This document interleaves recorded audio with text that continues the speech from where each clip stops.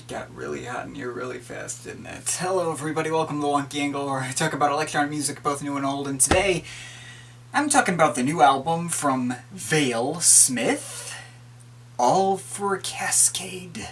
Vale-Smith is the musical project of fellow YouTube music reviewer Buffalo Staple. I like the guy's videos. Dude's really underrated. Go check him out if you haven't already. I started following the guy about a month ago, and just suddenly at some point he said he was gonna come out with an album. What's more, it sounded like it was going to be of the electronic variety, so I thought, would it not be appropriate for the electronic music guy on YouTube to cover this one? Why not? Should be fun. Now I'm told this is not this guy's first musical project ever. He apparently had something called Gridlock under a different name before, but I did not check it out. I couldn't find it. To be fair, I didn't look that hard, but whatever. I just kind of went into this one blind, basically. Now, the guy did say in his announcement video when the album came out that he doesn't want people reviewing it to hold back, be as blunt and honest as possible. Alright, dude, you want honesty? I'll give you honesty. You want to know what I think of this album? You want to know what I think of this freaking album? I'll tell you what I think of this freaking album. I think this album is absolutely freaking fine. It's fine. It's alright. It's alright. Okay, yeah, obviously I don't think this is a 2 out of 10 or anything like that. That said, this is gonna be a tricky one for me to review, because, well, I can't think of anything it does wrong, or that I outright dislike about it. It achieved basically everything it set out to do, but it didn't leave a strong impression on me. It didn't really stick out to me like that. I mean, I listen to it, I enjoy it while it's on, and then right after it just kind of disappears from my brain. This is one of those albums like the Bicep and Taliboman albums from last year that don't really give me much to point out and criticize. When I'm talking about the specific details of the album, I'm going to be mostly positive sounding, but it doesn't really offer me a strong reason to come back to it a lot. It's mainly, for me, just kind of pleasant, competent background music. So yeah, well, to start out with, let's talk about what kind of style this album is going for. And I will say he's, not trying to reinvent the wheel here.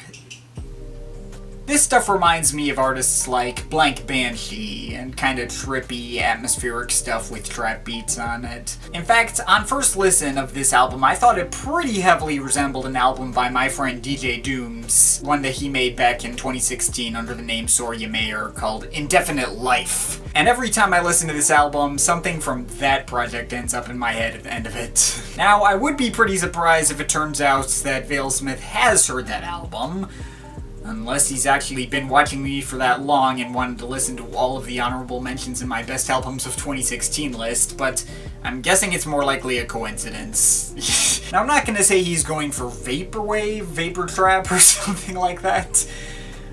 Sure, there's some aesthetic similarity there. No reference intended. But there's no samples here that I could pick up on, aside from maybe the chopped up pianos in Avalanche and some occasional tiny voice snippets placed around the beats sometimes.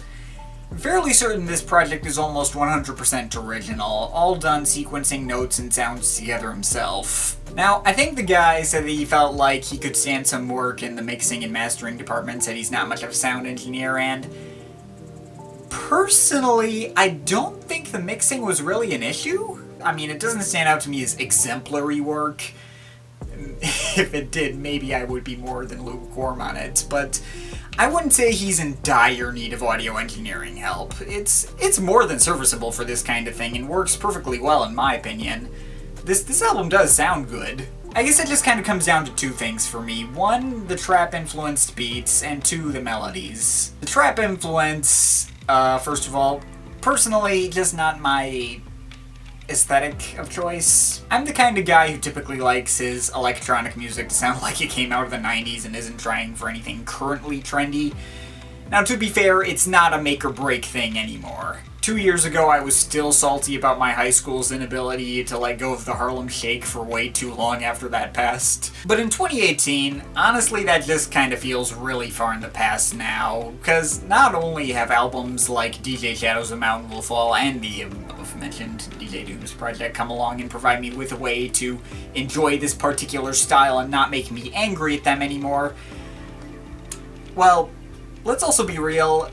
These beats with, the skittering hi-hats and overblown kicks, they've just kind of become the norm everywhere. I hear these kinds of percussion patterns and they link to this specific time in history, even though they've been around for years now, and it's not like this is a Metro Boomin album or anything. Again, it just kind of comes down to the percussion patterns, which feel a little on the trendier side. The stuff that's placed on top of the beats is more abstract and out there. It's where most of the creativity in this project lies.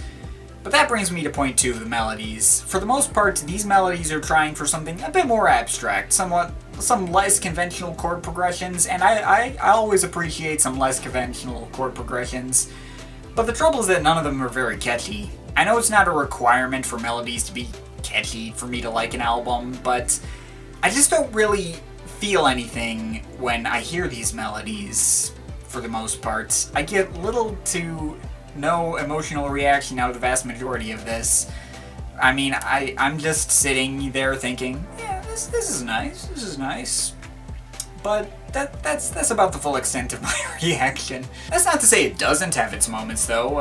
How about I go down this from a more individual track basis? The first track here is actually 2 tracks in one. Yeah, that's one interesting thing about this album. He sometimes sticks 2 tracks together and puts them into one. I'm not sure about this move because it feels a bit arbitrary, because a lot of these tracks transition between each other the same way these combined tracks do. When a track says it's 2 parts, I just treat them as 2 separate tracks. So yeah, whatever. But yeah, the intro was cool. I just kind of had that same, yeah, this is nice reaction that most of the album got. But then it switched over to the track Avalanche, and the way he was chopping up those piano samples, I thought that was really awesome. That was one of the big standouts from this album. Also, for whatever reason, the intro is labeled as explicit on iTunes. I have no idea why, since it's all instrumental.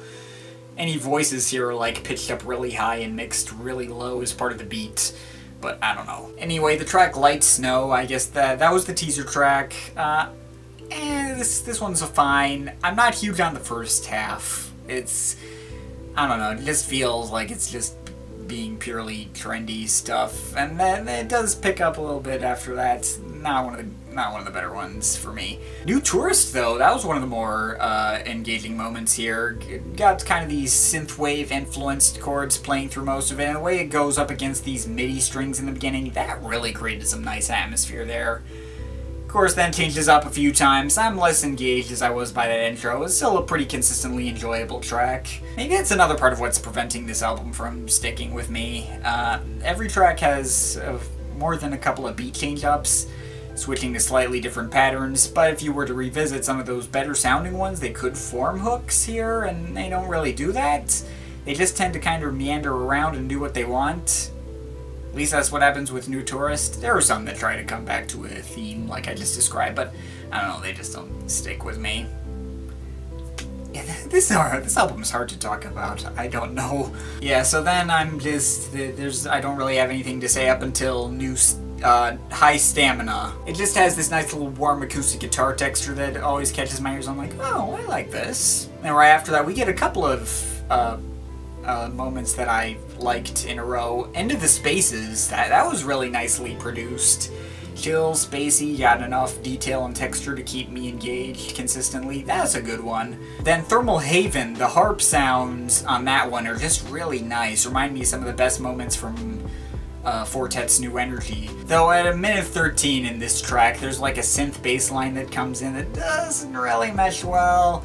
And I'm just kind of like, I don't know. But it sticks to that harp stuff throughout its length, so that's still one of my favorites. And after that, there's Immunity, which is just trying to be weird and experimental more than anything. Which is all well and good, helps to add to the album's variety, but then it's followed up by Shrill, which I think executes its weirdness a lot better. There's something kinda oddly unique about that, like, screeching metal-like sound that the main melody is in. And it doesn't come off annoying. I don't know, I kinda like it. And also this is by far the most up-tempo moment on the album, so it stuck out the most purely for that. Then we get a couple of tracks, and we get one that I didn't really find anything to enjoy here. The track Falsi Decoy, nah. I've just found that one to be boring and kind of empty. Just didn't really like that one. Great White Shark had some nice, more cheerful melodies, and that was cool. And the last two tracks here is probably the only two tracks in one pair that I liked both of them. Kitsune and Cold Blood had some guitar sounds I liked. And outro, I don't know, just kind of a satisfying closer to this album. So, yeah. See, that's the weird thing. This album wasn't unsatisfying to listen to. I like the way this album sounds. Yeah, sure, I'm bored by trap production, but it just means I wasn't going to fall head over heels for this purely from an aesthetic level. Aside from some moments where it had some of those tiny little high-pitched vocal snippets which are just barely even there to begin with, I'm like, no, I enjoyed the experience of listening to this album. I just can't remember any of it. I have vague memories of what some of these sounds are by the words that I've written down, but I just mainly find the experience forgettable more than anything. It's mainly all stuff I've heard before in some capacity, and it doesn't stand out enough either melodically or stylistically for me to feel the need to come back to it. But hey, I guess it all just comes down to my taste. I mean, I listen to a crap ton of down-tempo music, and this isn't quite out of the box or playing to my specific tastes enough for me to feel like I'm gonna come back to this. But if what I've described this album sounds appealing to you, some kinda trendy but kinda not, like weird instrumental down-tempo stuff, this should do you fine. I know if it's the taste of Buffalo Staple, it was designed for his summer and not mine. Maybe this is what it feels like for someone else listening to my Marble Jar album designed for the exact same purposes, I don't know. I'd still say this is worth a shot, support your fellow YouTubers, and I'll leave it at that. This project, it's cool. It's cool. I think I'm overall feeling a 6.7 out of 10. But of course, this is just my opinion. You can feel free to disagree with it, but I'd like to hear your thoughts, so leave the comments in the comment thing down there. But yeah, that's pretty much it. That's all for today. See you next time.